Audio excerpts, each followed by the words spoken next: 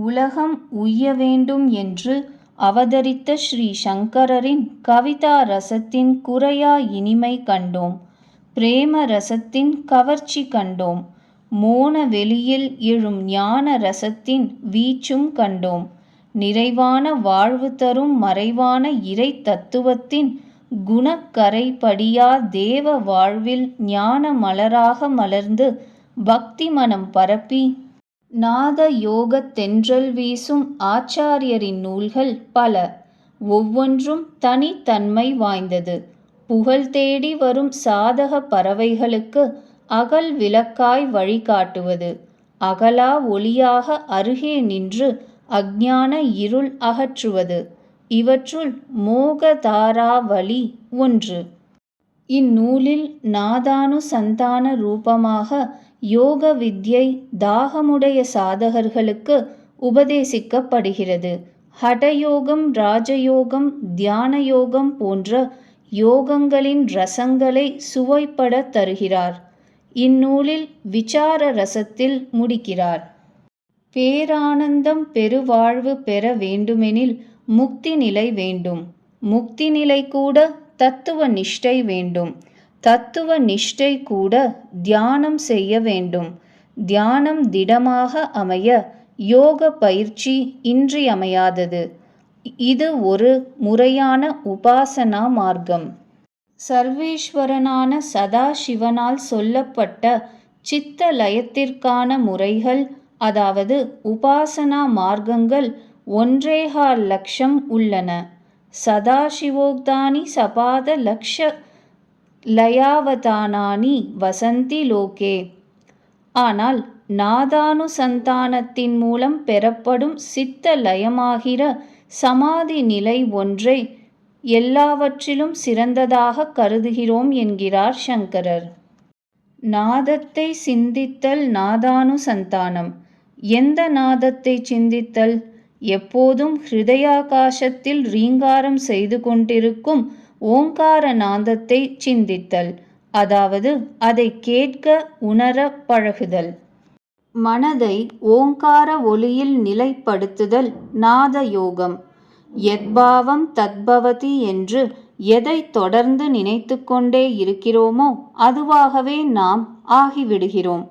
பிரணவ நாதத்தில் சித்தம் ஒடுங்கியது என்றால் சித்தம் நாதமயம் ஆகிவிடும். இந்த நாதம் 8 கலைகளை உடையதாக இருக்கிறது. அகாரம், உகாரம், மகாரம், பிந்து, நாதம், கலை, கலாதீதம், தத்பரம் என்றுள்ள 8 நிலைகளில் ஒவ்வொன்றிலும் தியானம் நிலைப்பட அதை கடந்து அடுத்த நிலையை எட்டிவிடலாம்.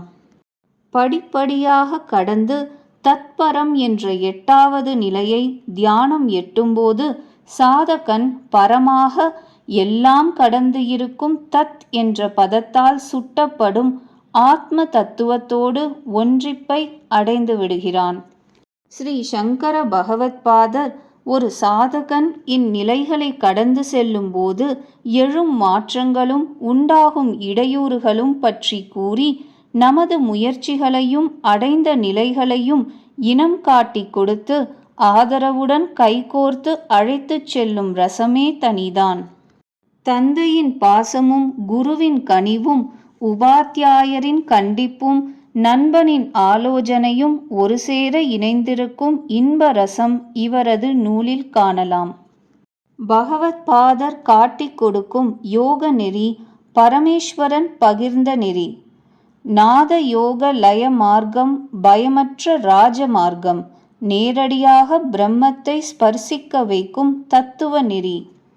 கல்லில் மறைந்திருக்கும் உருவத்தை வெளியே கொண்டுவர சிற்பி தேவை. நெஞ்சில் எப்பொழுதும் ஒலித்து கொண்டிருக்கும் பிரம்ம வாச்சகமான பிரணவத்தை காட்டிக் கொடுக்க குரு தேவை. ஞான குருவாக வரும் ஆச்சாரியர் காட்டிக் கொடுக்கும் ரசமே தனி. பரமான தத்துவமே கீழுள்ள 7 நிலைகளிலும் வியாபிக்கிறது. இதனாலேயே சப்தத்தை பிரம்மம் என்கின்றோம்.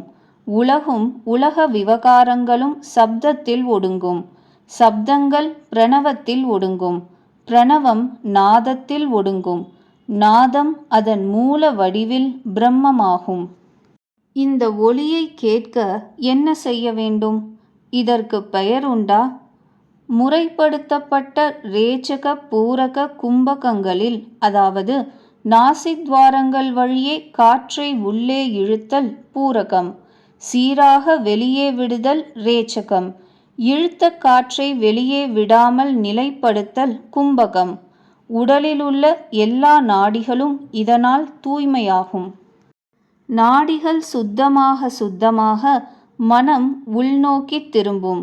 ஹிருதயாகாசத்தில் சதா ஒலித்து கொண்டிருக்கும் அநாகத நாதம் மனதிற்கு கேட்க ஆரம்பிக்கும். ந ஆகதா நாதகா அநாகதா நாதகா என்றபடி புறக்காரணங்கள் எதுவுமின்றி தனக்குத்தானே காரணமாக எழும் நாதம் அநாகதம் எனப்படும். நமது நாவிலோ கண்டத்திலோ அல்லது இசை கருவிகளிலோ இரண்டின் சேர்க்கையின்றி ஒலி எழாது. இதனால் இவை ஆகத சப்தங்கள். முதுகுத்தண்டின் நடுவில் செல்லும் சுஷும்னா நாடியில் இதயத்திற்கு நேராக உள்ள அநாகத சக்கரத்தை நாடி சுத்தி முதலிய சாதனைகளால் எழுப்பப்பட்ட குண்டலினி கிளம்பி அடையும்போது பிரணவாகாரமான ஓங்காரநாதம் தானே எழுவதால் அவ்வொலி அநாகதம் எனப்பட்டது. இது எழும் தியான நிலை அநாகதம். உலகில் நாம் கேட்கும் எல்லா நாதங்களிலிருந்தும் வேறுபட்டது இந்நாதம். எல்லா நாதங்களுக்கும் மூல நாதம் இது என்கிறார் ஸ்ரீ சங்கரர். இது கேவல வித்யாஸ்வரூபமானது, என்றும் இருப்பது, யோக சாதனையில் உணரப்படுவது. இது பிரம்ம கீதம், ஆன்மநாதம், போத சப்தம்.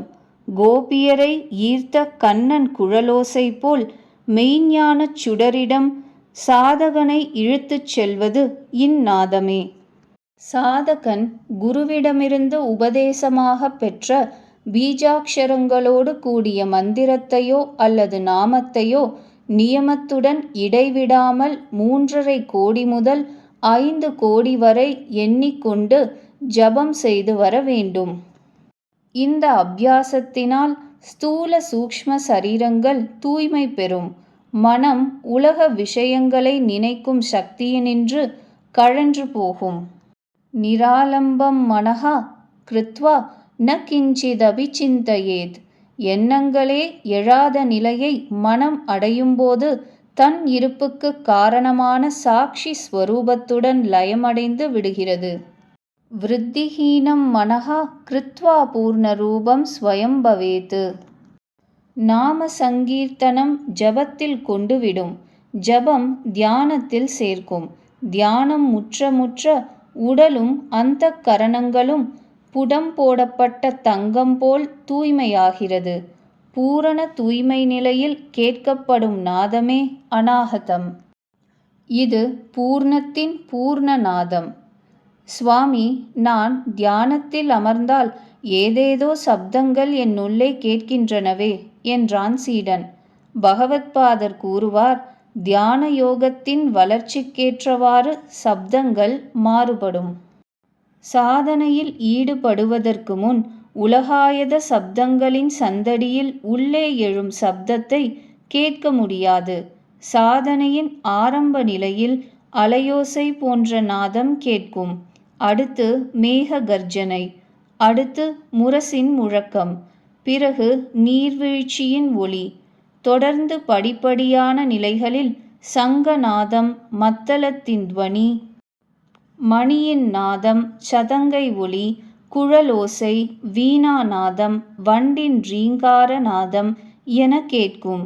இறுதியில் எல்லா நாதங்களுக்கும் மூல நாதமாயிருக்கும் பிரணவத்தின் ஓங்காரநாதம் கேட்க ஆரம்பிக்கும். இதை பிடித்து கொண்டு முன்னேறினால் இதன் மூலஸ்தானத்தை பிடித்துவிடலாம். இது ஒரு நாத ரச மார்க்கம், யோக ரச மார்க்கம் என்கிறார் சங்கரர்.